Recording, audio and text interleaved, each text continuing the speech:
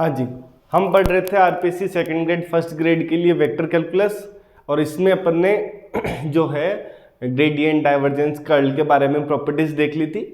अब एक वेक्टर का एक इम्पोर्टेंट पार्ट बचता है हमारा वेक्टर इंटीग्रेशन, है ना। उसके अंदर हम स्टार्ट कर रहे हैं। आपने अगर हमारी अब तक क्लासेस नहीं देखी है तो लिंक डिस्क्रिप्शन में मिल जाएगा, जाके देखिए। हम second grade first grade exam के लिए जो ग्रेजुएशन वाला पोर्शन है वो कैसे कम से कम टाइम में किया जा सके वो हम कवर कर रहे हैं। आज की जो हमारी क्लास रहने वाली है इससे कंफर्म है एक क्वेश्चन जो अब नया बन सकता है वो बनने वाला है। इनके ऊपर अभी तक हमारे एग्जाम में क्वेश्चंस नहीं पूछे हैं और अब पूछे जा सकते हैं। तो इस टाइप के क्वेश्चंस को कैसे किया जा सके, कौन कौन से क्वेश्चंस बन सकते हैं, किस किस टाइप से बन सकते हैं और कैसे हम उसको कम से कम टाइम में सॉल्व कर पाए, इस पर हम काम कर रहे हैं। तो चलिए स्टार्ट करते हैं बिना किसी देरी के वेक्टर इंटीग्रेशन, है ना। देखो, इंटीग्रेशन सिंपल सा मतलब क्या होता है कि अगर किसी का डिफरेंशिएशन साइन एक्स का डिफरेंशिएशन कोस एक्स है तो कोस एक्स का इंटीग्रेशन साइन एक्स और फिर एक कांस्टेंट आ जाता है सी। बस जो यहाँ वेक्टर का इंटीग्रेशन है वो ये है कि D by D T F of T, capital F of T अगर स्मॉल एफ ऑफ टी है तो ये जो स्मॉल एफ ऑफ टी का इंटीग्रेशन है capital F of T plus C vector आ जाएगा, है ना। यहाँ वेक्टर है तो वेक्टर आ जाएगा, ठीक है। अब मैंने आगे कुछ फॉर्मूले की लिस्ट लिखी है, उनमें से कुछ ऐसे हैं जो एग्जाम में पूछे जा सकते हैं कि ये इंटीग्रेशन क्या होगा, डायरेक्ट पूरे चांस हैं। क्यों बता रहा हूं, क्योंकि अभी रिसेंटली जो दिसंबर 2025 में असिस्टेंट प्रोफेसर हुआ था उसमें एक क्वेश्चन इसके आसपास से कुछ पूछा था, वो भी मैं लेकर आया हूं। और अब जो है ये इन आइडेंटिटीज, इनमें से कोई भी क्वेश्चन एक आधा बना के पूछा जा सकता है और कोई बड़ी बात नहीं है और सिंपल से हम सॉल्व कर सकते हैं। कैसे, देखना। यहां लिखा है f vector f dot d phi vector upon D T plus phi dot, है ना, d F by D t और डी टी है। इसका जो इंटीग्रेशन है वो एफ डॉट फाई के इक्वल होगा। वो कैसे होगा हम देखते हैं कि सिंपल सी बात, इसको लॉजिक को काम में लेना है। इसका डिफरेंशिएशन ये है तो इसका मतलब क्या होगा, इसका इंटीग्रेशन ये इक्वल आ जाएगा। बस ध्यान रखना है अपने को। कैसे, एफ डॉट फाई का जो है डिफरेंशिएशन u इंटू वी से एफ कॉन्स्टेंट फाई का d phi vector upon D T plus phi vector constant d f vector by D t, है ना।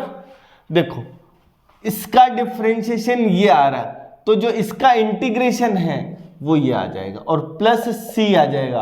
अच्छा, ये स्केलर है तो सी स्केलर जुड़ेगा, ठीक है। सिंपल से फॉर्मूले हैं, कुछ कुछ एग्जाम में लिखे हुए हैं और उनसे बन जाते हैं। दूसरा हमारे पास लिखा है 2f dot D F by D T equal to F square plus C. देखो, एफ स्क्वायर अपन ने एक जनरल कंडीशन पढ़ी थी पहले भी, क्या, a d a by D T equal to a dot d a by D t, याद आया। और ये अगर 2 दोनों तरफ लगा दूं तो ये जो डिफरेंशिएशन है ना किसका बनता है, ए स्क्वायर का। ये डिफरेंशिएशन बनता है ए डॉट ए का, है ना। तो अब जो है हमको इसका मतलब ये है कि हमारे पास ये जो है ना, D by D T of A square, वो क्या मिलेगा, 2 चाहिए एक्स्ट्रा तो 2 यहां से एफ या ए dot d a by D T, ये बनने वाला है यहां से, क्योंकि ए स्क्वायर का डिफरेंशिएशन और इसका डिफरेंशिएशन बराबर और इसका डिफरेंशिएशन ये होता है, हम पहले पढ़ के आ रहे हैं। तो 2a dot d A vector by D T. अच्छा, तो अब इसका जो इंटीग्रेशन है वो ये होना चाहिए, ए स्क्वायर मतलब ए डॉट ए, वही है हमारा। तो यहां से हम प्लस एक हमारे पास स्केलर आएगा, वेक्टर नहीं आएगा। क्यों, क्योंकि ये जो मिल रहा है जिसका हम डिफरेंशिएशन कर रहे हैं वो एक स्केलर है। कैसे, डॉट प्रोडक्ट आ रहा है इस वजह से, है ना। बहुत ध्यान से देखना है। ये जो है स्टार्टिंग वाले तुमको आसान लगेंगे बट मैं नीचे 1-2 ऐसे बताऊंगा जिनसे पूरे चांस है, स्टार्टिंग के तो पता नहीं, बट इन 2 के चांस है कि नया क्वेश्चन फ्रेम करना चाहे ना वो यहां से बना डालेगा। ठीक है, वो हम देखते हैं, है ना। हाँ जी, अब आगे बढ़ते हैं। दूसरा, मैं किसी कारणवश कुछ दिन क्लास नहीं आ पाई, है ना, तो ये है कि पढ़ते रहना है अपने को, रिवीजन नहीं छोड़ना है, बस ये बात है। और जो मैंने कहा था कि अपन अप्रैल लास्ट या मई फर्स्ट अपन अपना काम कर लेंगे, है ना, हमारी अगली 2 क्लास में वेक्टर कैलकुलस कंप्लीट हो जाएगी और हम आगे हमारा जो नया टॉपिक है उसका जो भी है पोल डाल देंगे। जैसे आप लोग ज़्यादा जिसको वोट करोगे वो ही हम स्टार्ट कर देंगे, है ना। तो आप टाइम से रिवीजन करिए और ऐसा रिवीजन करिए इन टॉपिक्स का जो अभी तक कंप्लीट हो चुके हैं उनको आगे रिवीजन करने की जरूरत ना पड़े। ऐसा ना हो कि तुम ये पूरा रिवीजन ही ना करो, रिवीजन बहुत अच्छे से करना है। जो यहाँ क्लासेस दिख रही है मिल रही है उनको बहुत अच्छे से करना है। तुमको समझ आ रहा है, अच्छी बात है, उन चीज़ों को याद भी रखना है, याद रखने की कोशिश रखनी है, फॉर्मूलों को कैसे हम क्वेश्चंस कर रहे हैं उन मेथड्स को भी याद रखना है। भूल रहे हो, नहीं आ रहा तो एक बार वापस देख लो, एक बार आराम से 1 की स्पीड पे देख लिया, अगली बार 2 की स्पीड पे देख लो, पर देखो जरूर चीज़ों को और पढ़ो, याद रखना है अपने को, है ना। दूसरा ये देखो, देखें 2 ये df/dt है ना का स्क्वायर है। वेक्टर का स्क्वायर मतलब ये होता है कि भाई df/dt डॉट df/dt। अच्छा, इसका अगर मैं डिफरेंशिएशन करूं तो u इंटू वी से करूंगा, एक बार करूंगा तो ये कांस्टेंट ये आ जाएगा, तो df/dt कांस्टेंट और उसका हो जाएगा d2f/dt स्क्वायर। फिर प्लस अब की बार ये कांस्टेंट है तो df vector by dt dot इसका करेंगे तो d2f vector by dt square, तो 2 आगे आ जाएगा। और जैसे 2 आगे आता है तो अब इसका डिफरेंशिएशन ये आ रहा है तो इसका इंटीग्रेशन ये मिल जाएगा। इतनी सी बात है, ठीक है। ये होल स्क्वायर और वेक्टर c नहीं, यहां भी c है कांस्टेंट, है ना। आगे बढ़े। अगला जो है आपको एग्जाम में इनके ऊपर क्वेश्चन ऐसे बना के दे सकता है कि जैसे integration a cross df vector by dt into d T equal to क्या होगा, जहां a कोई कांस्टेंट वेक्टर है तो ऑप्शन में a क्रॉस f वेक्टर आ सकता है, a cross df by dt, या 2 स्टेटमेंट बना के दे दिए।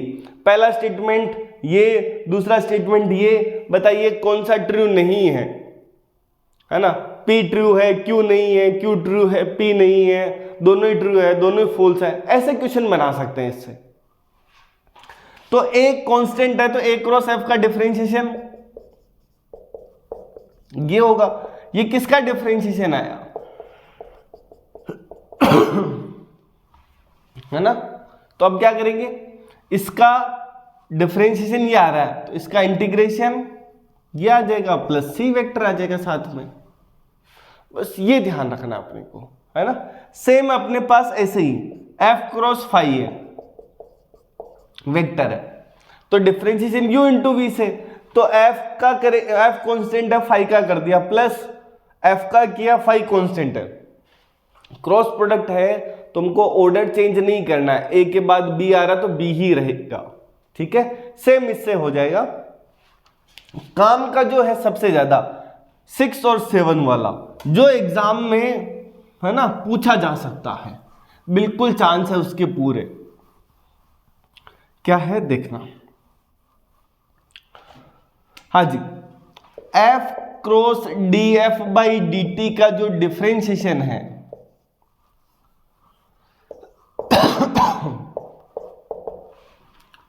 क्या होगा, f का डिफरेंशिएशन करेंगे df by dt cross df by dt plus f constant इसका करेंगे तो d2f vector upon dt square. ये टर्म 0 हो जाएगी, सेम आ रहा है वेक्टर में, और ये टर्म 0 हुई तो क्या होगा, इसका इंटीग्रेशन इसके बराबर आ जाएगा, तो integration f cross d2f vector upon dt square dt equal to f cross df/dt plus C vector. ये काम की चीज है। एक तो ये इस पे एक क्वेश्चन भी है जो इस बार बन सकता है, पूरे चांस है, ठीक है, वो भी हम अभी डिस्कस करेंगे इसी के ऊपर, है ना, ये ध्यान रखना। अब ये हो गया। अगला क्या है हमारे सामने, ये देखो, ए कैप है ना। ए कैप क्या होता है? A cap equal to A vector upon A उस वेक्टर का मोड है। अच्छा, तो d/dt ऑफ ए कैप या d/dt of A vector upon A, तो 1/a constant dA vector by dt plus A vector constant 1/a का differentiation minus ए square, ये dA/dt, यहां माइनस है और यहां प्लस है, तो टोटल क्या आ जाएगा? माइनस। तो अब बताओ, इसका जो डिफरेंशिएशन है वो ये आ रहा है, तो इसका इंटीग्रेशन ये, तो ये सबसे इंपॉर्टेंट है, ये ध्यान रखना अपने को। एग्जाम में कभी भी पूछा जा सकता है, हमारे 2026 एग्जाम में, है ना, उसके बारे में जानकारी कभी भी पूछी जा सकती है। अच्छा, ठीक है, ये होगा। अब आगे क्वेश्चंस पर आते हैं। कुछ क्वेश्चंस, ये जो क्वेश्चन है, अच्छा ये पहला नहीं दिख रहा है, जो आरटी वेक्टर है ना, वो है 2i कैप माइनस जे कैप प्लस 2k कैप, ये कब? जब t इक्वल टू 2 हो। ये एपी 2025 का क्वेश्चन है। हमारे वेक्टर्स का जो है लाइन इंटीग्रेशन भी है और सरफेस इंटीग्रेशन भी है, तो वो हमारे पास ये उसी में आ रहा है ना।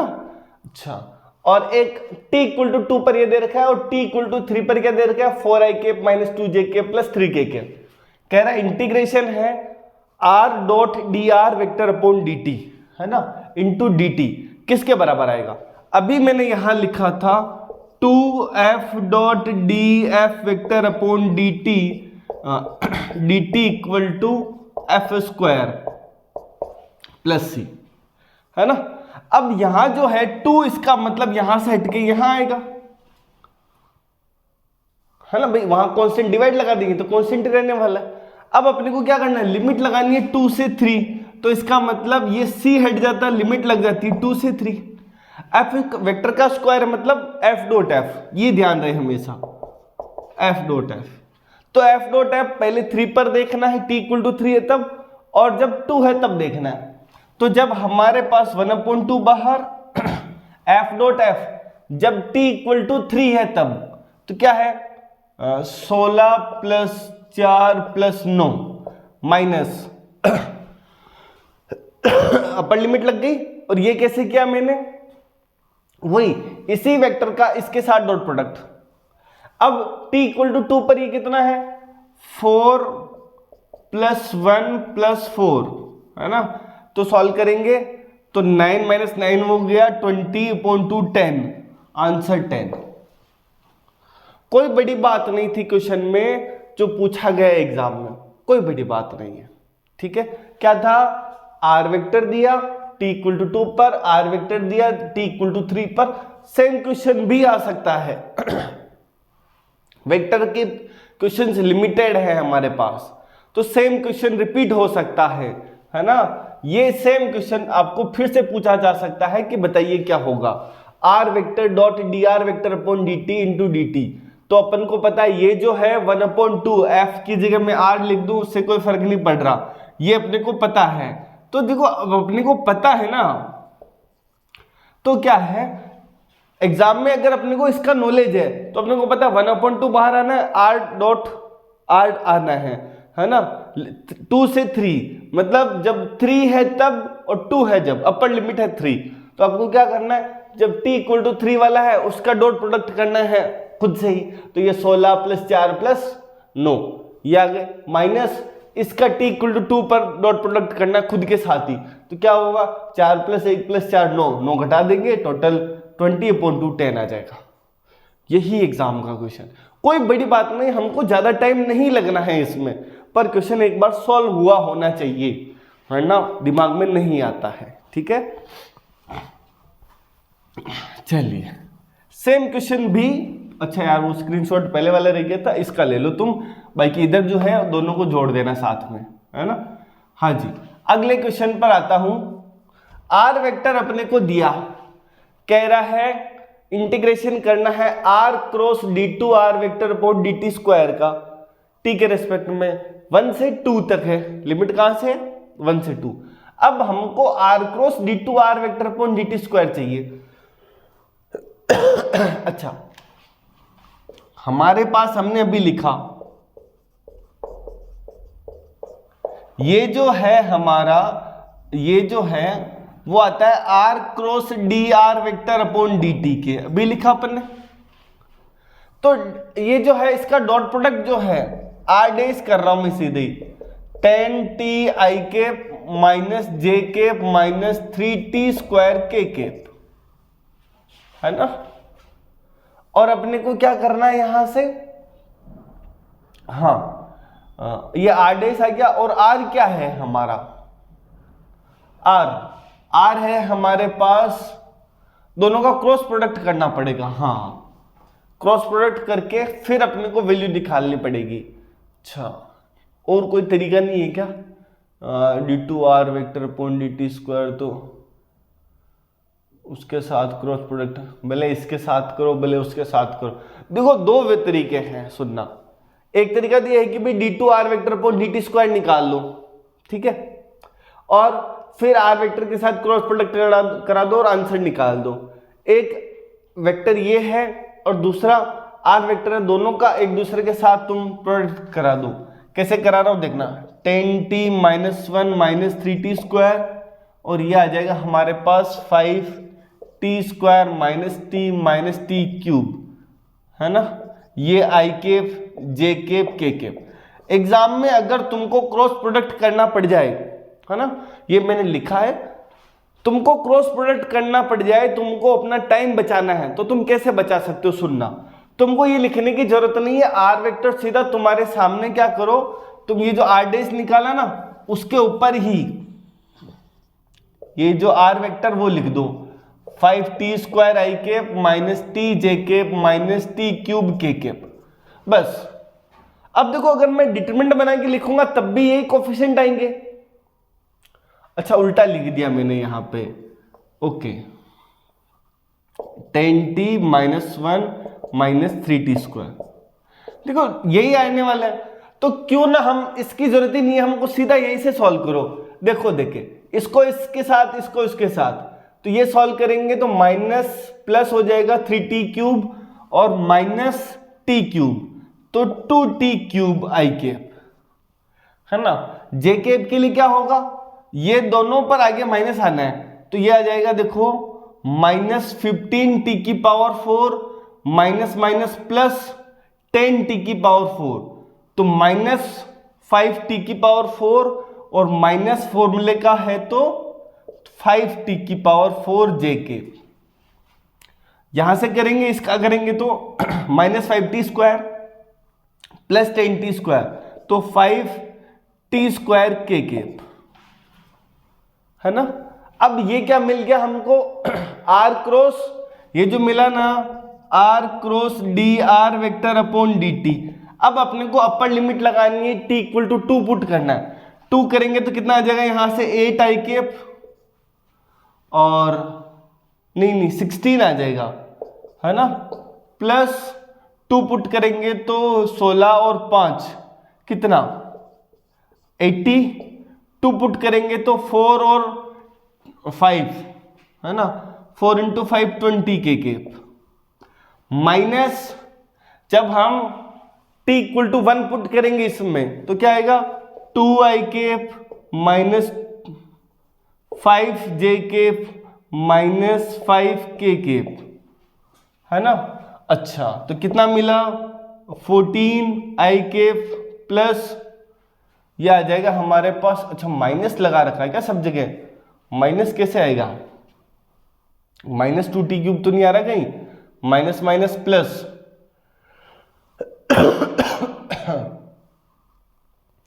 और ये माइनस नहीं 75 जे कैप और प्लस 15 के कैप। हाँ देखो ये सब जगह प्लस आ रहा है और ऑप्शन में कहीं प्लस नहीं है ना। एक बार देख लेते हैं अपन, क्या अपन ने ये सही किया है क्या? 10t माइनस 3t स्क्वायर ठीक है, 5t square minus T cube ये भी ठीक है, और इसका प्रोडक्ट करेंगे तो minus minus plus 3t cube minus T cube तो 2t क्यूब, और फिर इसका करेंगे अपन, ये आ जाएगा हमारे पास माइनस 15t की पावर 4 और यह आ जाएगा प्लस 10t की पावर 4, तो माइनस पर माइनस माइनस प्लस हो जाएगा। फिर इसको करेंगे तो माइनस 5t स्क्वायर, इसको करेंगे तो प्लस 10t स्क्वायर, तो 5t स्क्वायर बच गया। t इक्वल टू 2 पर ये हमारे पास 16, ये 80, ये 20, माइनस सब जगह प्लस आएगा यार, एक ऑप्शन में सब जगह प्लस बना देते हैं, ठीक है।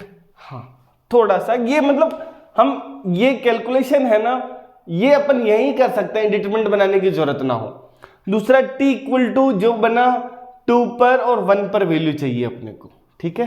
हाँ थोड़ा ऐसा क्वेश्चन लेंदी था ये वाला, बिल्कुल है हमारे पास जो है ना, कुछ क्वेश्चंस ऐसे होते हैं, मैंने पहले भी कहा था, जहां हमको यार थोड़ी मेहनत करनी पड़ती है, मजदूरी करनी पड़ती है, हर क्वेश्चन को ऑप्शन से हम है ना सॉल्व करना है यहाँ पे चीजों को, ठीक है। चलो ये लिखा है r क्रॉस d2 है ना, 2 बार डिफरेंशिएशन है, ये क्या है? r cross d2 r vector upon dt square equal to 0 है। तो पूछ रहा है क्या बराबर होगा। अच्छा ये बराबर जैसे ही आता ना, अपने को ये ध्यान रखना है कि भाई इसका जो इंटीग्रेशन है ना हमारा, हाँ जी, वो क्या है? r cross D are vector by D T plus C vector. अब ये 0 है तो कांस्टेंट का इंटीग्रेशन ये 0 है, इसका मतलब ये क्या आएगा? r cross D are vector by D t, और ये कांस्टेंट आ जाएगा यहां पे, है ना, इस तरीके से। तो ये जो क्वेश्चन है 2026 में पूछा जा सकता है, आसान सा क्वेश्चन है कि भाई r cross r dot vector constant होगा, कब होगा? जब r cross d2 r vector upon dt square equal to क्या आ जाए? 0 आ जाए, ठीक है। अच्छा अब इसी के ऊपर 1-2 चीजें और है हमारे पास सामने, ये कोई बड़ी बात नहीं थी इसमें। सर्कुलेशन या परिसंचारण क्या होता है ना, ये देख लेते हैं अपन।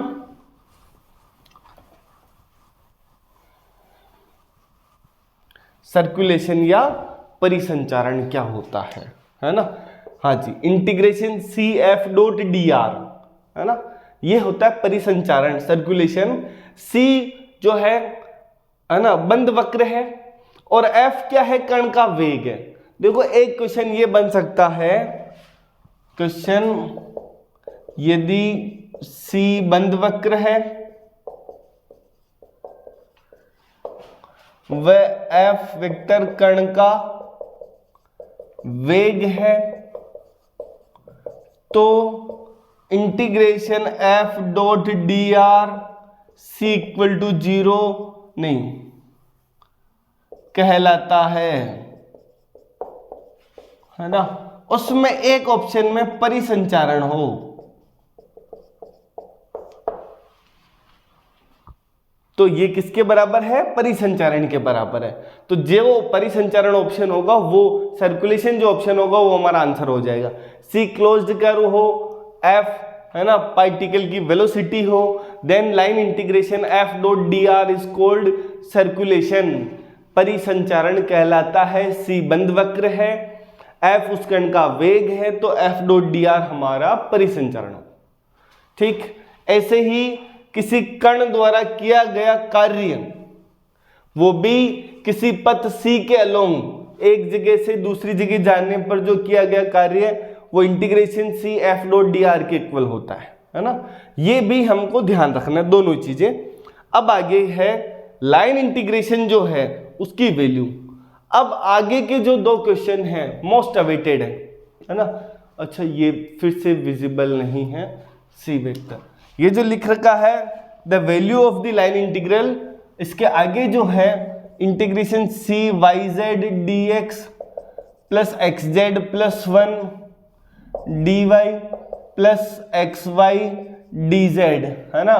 सी क्या कह रहा है, कोई भी पाथ है, सी कोई भी पाथ है, कहां से 100 से 214 तक। तो अब अपने को इसका इंटीग्रेशन बताना है, ठीक है। तुम्हारे मन में ये भी सवाल आ सकता है कि सर हम इसको जो हमारे आगे जो थ्योरम्स आने वाली है ना, डगोस डाइवर्जेंस थ्योरम, उससे कर ले क्या। वहां पर भी हम देख सकते हैं, बट जब हमको स्पेशली पॉइंट दे दिए लाइन के बारे में, देखो जरूरी नहीं है कि यहां कह सकता था कि लाइन के अलोंग क्या होगा, तब अपने को कैसे करना है। सेम क्वेश्चन वो कह दे कि इस लाइन के अलोंग दो बिंदुओं को जोड़ने वाला जो रेखाखंड है, इसके अनुदिश ये लाइन इंटीग्रेशन किसके बराबर होगा, तब हमको यही काम करना पड़ेगा, ठीक है। पहले मैं समझा रहा हूं, फिर उसके बाद हम उसके तरीके बताएंगे कि कैसे हम इसको कम से कम टाइम में करें। पहली चीज, तुम ये बताओ दो बिंदुओं से गुजरने वाली 3D में स्ट्रेट लाइन क्या होगी, x minus x1 upon x2 minus x1, y minus y1 upon y2 minus y1, z minus z1 upon, ठीक है। मैं बस बता रहा हूं कि तुमको ये नहीं लिखना है एग्जाम में, ये तुमको पता हो। पहली चीज वो करा कोई सा भी पथ है तो हम स्ट्रेट लाइन लेने वाले हैं। फिर हम क्या करेंगे, सुनना, है ना। अब हमको यहां से वो स्ट्रेट लाइन निकाल लेंगे, क्या होगी 2 minus 1, y minus 0 upon 1, z minus 0 upon 4 minus 0, इसको t मानेंगे। क्या मानेंगे, t। अब एग्जाम में अपने को क्या करना वो सुनना। हमको कोई भी कह दे, अपने को पता है स्ट्रेट लाइन होने वाली है, स्ट्रेट लाइन होने वाली मतलब x minus 1 upon x2 minus x1, तो 2 माइनस 1 तो 1 आएगा इक्वल टू t। तो इन दोनों को बराबर करेंगे तो x इक्वल टू आएगा t प्लस 1। हमको एग्जाम में डायरेक्ट दिखना चाहिए x equal to t plus 1 है, इतनी रामायण अपने को नहीं चाहिए। x equal to t plus 1 है, y इक्वल टू t है और z इक्वल टू 4t। हमको दूर से दिखना चाहिए। हमको ये भी दूर से दिखना चाहिए कि dx dt के बराबर आने वाला है, dy भी dt के बराबर, और dz जो है 4dt के बराबर आने वाला है। बस ये दूर से दिख जाए, जैसे दिखे ना, अब हमारा काम हो गया। हम देखना, ये मैं वापस मिटा रहा हूं। एग्जाम में क्या करेंगे, अच्छा ये yz dx, एग्जाम में मैं क्या करूंगा, इसका इंटीग्रेशन चलाऊंगा y की जगह। अब मैं y की जगह मन में सोचूंगा y माइनस 0 अपॉन 1 तो इंटू 1 तो y मिलेगा, मतलब t मिलेगा, t। z minus 0 upon 4 minus 0 equal to t।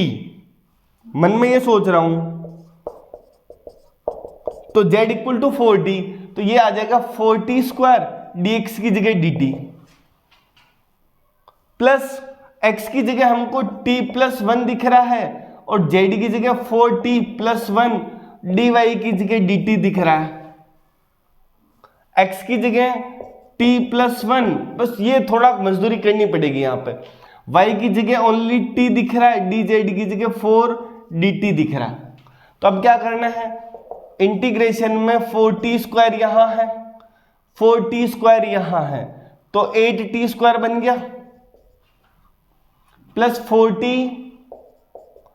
Plus 1। अच्छा यहां से देखो 4t स्क्वायर तो 12t स्क्वायर यहां हो गया, और प्लस 4t तो 8t यहां हो गया, ये dt। बस इतना अपने को ध्यान रखना, मतलब ये चीज हम इस स्टेप से इस स्टेप में आ जाएंगे। अगर हमको ये करना आता है तो हम क्या करेंगे, भाई अपने को कोई सा भी पथ कह रहा है तो स्ट्रेट लाइन से गुजर रहा है। ये क्वेश्चन मोस्ट अवेटेड है, कभी भी पूछा जा सकता है, अब तक नहीं पूछा गया। और हो सकता है सेम क्वेश्चन हमारा 2026 में छपे, सेम क्वेश्चन। ये अब तक किसी एग्जाम में नहीं आया है, ये ध्यान रहे अपने को, है ना। अब हम क्या कह रहे हैं यहां से कि भाई देखिए y की जगह हमको दिख रहा है वहां से क्या y माइनस जीरो अपॉन, है ना, 1 minus zero equal to T बनने वाला है। कैसे बनेगा वो हमने यहां लिखा था, x minus one upon 1 minus zero, y minus zero upon 1 minus zero, ये बनने वाला था। तो x की जगह t प्लस 1, y की जगह t, z की जगह 4t, वहां से dx की जगह t दिखा, dy की जगह d, है ना, dx की जगह dt दिख गया, dy की जगह dt दिख गया, dz की जगह 4dt दिख गया। हमको टाइम ऐसे ही बचाना पड़ेगा। फिर हम यहां पुट करते गए, y की जगह t, z की जगह 4t, dx की जगह dt, प्लस x की जगह t प्लस 1, z की जगह 4t प्लस 1 और dy की जगह dt, प्लस x की जगह t प्लस 1, y की जगह t, dz की जगह 4dt।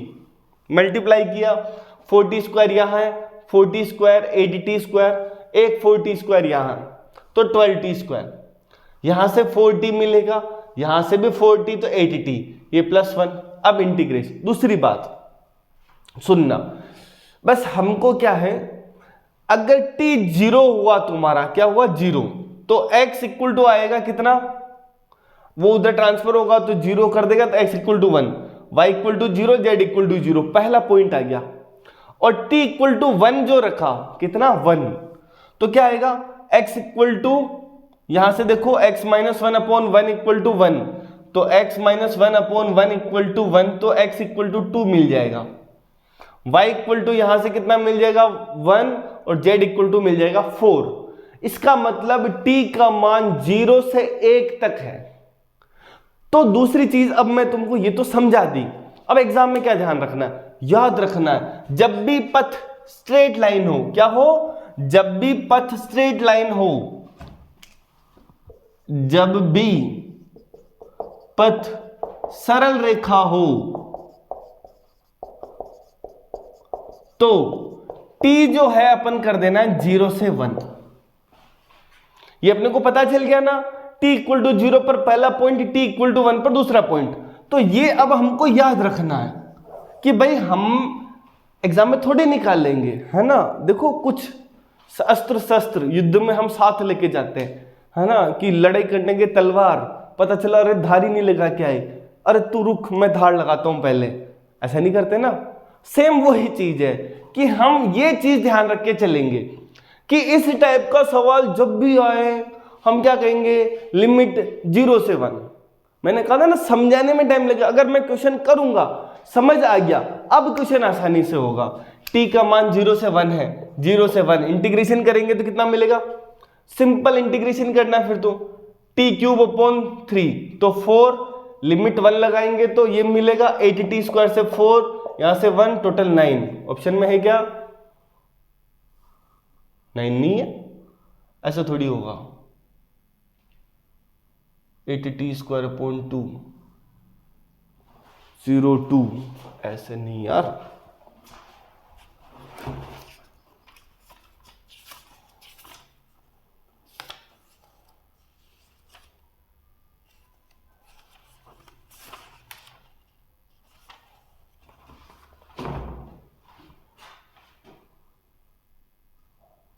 एक्स जेड प्लस 1, ये 1 is X Z plus 1, X Y D Z. एक बार देखना, देखे देखे अपन सही कहना सारा, 4t स्क्वायर आ गया, यहां से dt आ गया, 12t स्क्वायर अपॉन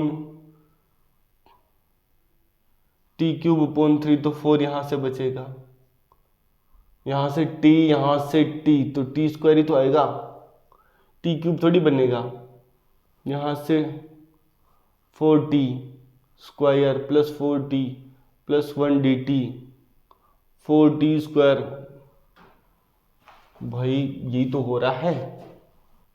ठीक है चलो, ऑप्शन में क्या रहा है 9, 7, 8, 9।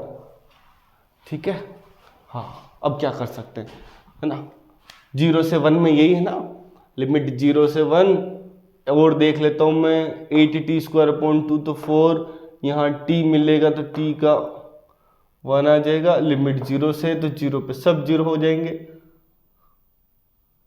1 का इंटीग्रेशन भी होगा, हाँ तो ये 1 का इंटीग्रेशन t हो जाएगा, उस पे 0 दे देगा, और 1 पे ये सारा दे, नहीं आएगा, ठीक है, हाँ वो तो यार अब उसका है। अच्छा सेम क्वेश्चन अगला है, देखो सेम क्वेश्चन अगला है, क्या कह रहा है, हमारे पास F.dr निकालना है।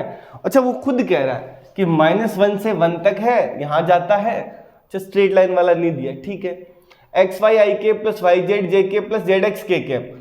देखो सी आर जो वेक्टर है ना हमारा, एक्स आई के प्लस वाई जे के प्लस जेड के बनता हुआ आ रहा है ना, ये बनता हुआ आ रहा है, तो एक्स टी है, वाई टी स्क्वायर है, जेड टी क्यूब है ना, F.dr है, तो dx कितना, मतलब dr कितना होगा, dx आई के dy जे के प्लस dz के। तो जो F.dr बनने वाला है वो क्या आने वाला है, एक्चुअल बात ये X Y dx plus Y Z dy plus Z X dz, यही बनने वाला है। तो मैं इतना बता रहा हूं यहां से हमारे पास देखो ये भी है ना, F.dr आगे हम पढ़ेंगे, F.dr जब x y z तीनों ही हैं तो गॉस डाइवर्जेंस से भी कर सकते हैं, बट यहां पर हमको स्पेशली पथ मेंशन कर रखा है, तो फिर हमको यही मेथड लगाना पड़ेगा। अब सर इसमें कम से कम टाइम में कैसे करें, तो उसके लिए क्या है कि ये दो चीजें हमको ध्यान रहे कि dr ये है, f वो गिवन है, F.dr कुछ ऐसा बनने वाला है। अगर ये मुझे पता है तो अब मैं वापस मिटाता हूं, देखना है ना कि भाई dr हमारा ये होता है। अब यहां से देखो x है हमारा t, y है हमारा t स्क्वायर, z है हमारा t क्यूब, यही है। तो मुझे F डॉट जो dr है ना वो क्या मिलने वाला है, एक्स वाई मतलब इन दोनों का डॉट प्रोडक्ट कितना आ जाएगा, t क्यूब और dt बचेगा, है ना, प्लस dt बचेगा प्लस, हाँ जी वाई जेड, इन दोनों का मल्टीप्लाई कितना होगा, y और z का t की पावर 5, पर यहां है dy आएगा साथ में, क्या आएगा dy, और dy कितना होगा 2t dt, तो 2t की पावर 6 dt, है ना।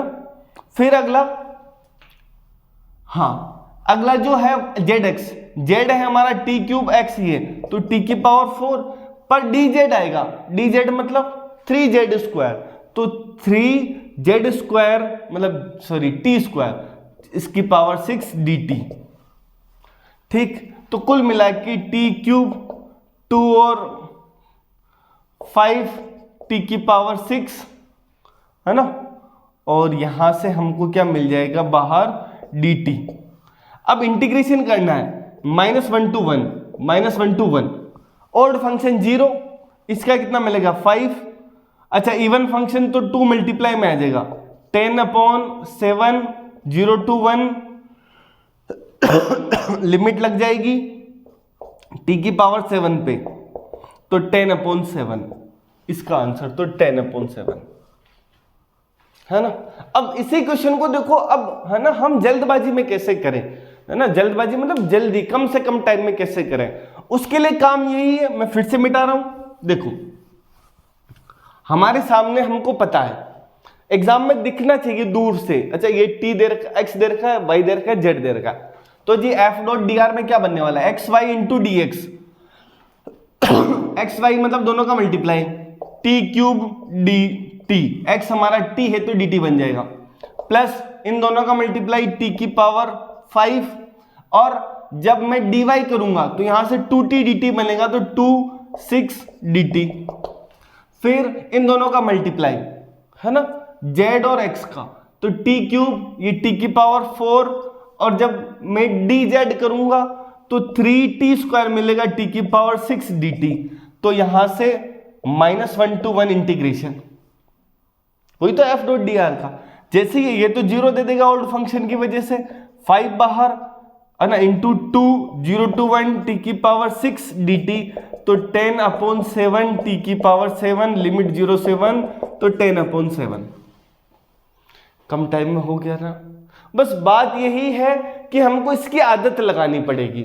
जिस दिन आदत लग गई तुम्हारा टाइम बचने लग जाएगा, ठीक है। हाँ, आगे एक दो चीजें और दे रखी है, वो देख लेते हैं। फिर अगली क्लास में हम हमारे जो तीनों थ्योरम है उसकी थ्योरी पढ़ेंगे, और उसके अगली क्लास में है ना थ्योरी और नए क्वेश्चंस क्या बन सकते हैं वो, और उसकी अगली क्लास में जो प्रीवियस ईयर क्वेश्चंस पूछे गए वो। तो आज की क्लास के आगे 2 वेक्टर की और क्लास आएगी और हमारा वेक्टर कैलकुलस कंप्लीट हो जाएगा। जैसे कि हमने स्टार्टिंग में भी कहा था कि हम वेक्टर कैलकुलस लगभग 6 क्लास में कंप्लीट कर देंगे, वही करने वाले हैं।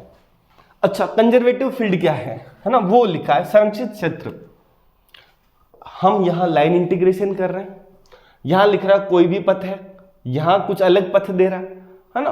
तो अगर मैं इसका इंटीग्रेशन इस पथ से यहां ये पॉइंट है ना, इसको जोड़ने वाले कोई सा भी कर्व ले लूं, है ना, और अगर इंटीग्रेशन सेम आ रहा है तो हम कहते हैं इंटीग्रेशन पथ से इंडिपेंडेंट है, पथ से स्वतंत्र है। कोई सा भी मैं वक्र ले लूं उससे स्वतंत्र आ रहा है, सिर्फ इस पर और इस पर ही निर्भर कर रहा है ना। और ये अगर क्लोज्ड है तो इसका मतलब यहां से चल के वापस यहां आ गए, ये क्लोज्ड हो गया। तो हम यहां ये बताना चाह रहे हैं कि भाई अगर किन्हीं 2 पॉइंट को जोड़ने वाला पथ से इंटीग्रेशन स्वतंत्र है, इंडिपेंडेंट है, जिस फील्ड में है, तो उसको कहते हैं संरक्षित क्षेत्र, कंजर्वेटिव फील्ड, ठीक है। फिर आगे 2-3 चीजें काम की एग्जाम में कभी भी पूछी जा सकती है। पहला, अगर कंजर्वेटिव फील्ड है और सी क्लोज है तो हमारा integration F dot D R हमेशा क्या आएगा, 0 आएगा। इसको हम है ना गॉस डाइवर्जेंस से भी देख सकते हैं, वो देखेंगे अपन, पर अभी यहां था तो इसलिए लिख लिया। दूसरा, एफ अगर कंजर्वेटिव है तो del cross F equal to कितना आ जाएगा, 0 आ जाएगा। और साथ में कि किसी भी क्लोज्ड कर्व के लिए integration C F dot D R 0 होगा यदि और केवल यदि उस एफ का कर्ल कितना है, 0 है। किसमें, हमारे कंजर्वेटिव फील्ड के लिए, क्योंकि हर पथ के अलोंग इंटीग्रेशन सेम आ रहा है, कर्व पथ से डिपेंडेंट नहीं है, मतलब कंजर्वेटिव फील्ड है। तो कंजर्वेटिव फील्ड के लिए del cross F equal to 0 होना पड़ेगा, मतलब कंजर्वेटिव फील्ड को इरोटेशनल होना पड़ेगा। हाँ, इरोटेशन समझ रहे हो ना, कर्ल 0 आ रहा है, ठीक है। तो ये हमारे पास यहां तक कंप्लीट होता है, और अगली क्लास में हम है ना जो हमारे तीनों थ्योरम्स है उनके ऊपर क्वेश्चंस क्या बन सकते हैं, थ्योरी क्या है उनकी, और साथ में प्रीवियस ईयर क्वेश्चंस अपन लेके आएंगे, ठीक है। तो मिलेंगे हम अपनी अगली क्लास में, तब तक आप आराम से है ना परेशान मत हुआ करिए अगर 1 या 2 दिन क्लास नहीं आई तो। अभी आगे 8-10 मार्च के बाद 10 या 11-12 मार्च 10 उसमें भी 2-3 दिन में डिस्टर्ब रहूँगा, फैमिली वर्क की वजह से, थोड़ा अभी कॉलेज की वजह से भी डिस्टर्ब हैं, क्योंकि एग्ज़ाम वगैरह चल रहे हैं तो ड्यूटीज़ का थोड़ा रहता है। तो इसलिए आप ये चीज़ मत सोचिए कि सर हमको कराएंगे कि नहीं कराएंगे, बिल्कुल कराऊंगा मैं, निश्चिंत रहिए। आप ये है कि अगर मैं किसी दिन क्लास नहीं ला पा रहा हूँ उस टाइम पे आप अपना पुराना रिवीजन करके रखिए। आपके पास ऐसा नहीं है कि ये क्लास आएगी तभी पढ़ने को है, पढ़ने को बहुत कुछ है, वो पढ़ते रहिए, है ना। अब आगे कुछ दिन अपनी क्लास बिल्कुल रेगुलर रहेगी, 5-6 दिन कोशिश करेंगे हम बिल्कुल रेगुलर रहें, और साथ के साथ आप अपना काम पूरा टाइम पर करिए, क्लासेस को पूरी देखिए, रिवीजन करिए, प्रीवियस ईयर क्वेश्चंस लगाइए, जो भी हैं वो करिए, ठीक है। और ज़्यादा से ज़्यादा शेयर करिए, कमेंट करके बताइए कैसा लग रहा है सारी चीज़ें, ठीक सा। चलो मिलते हैं हम अपन अगली क्लास में, तब तक के लिए थैंक यू सो मच।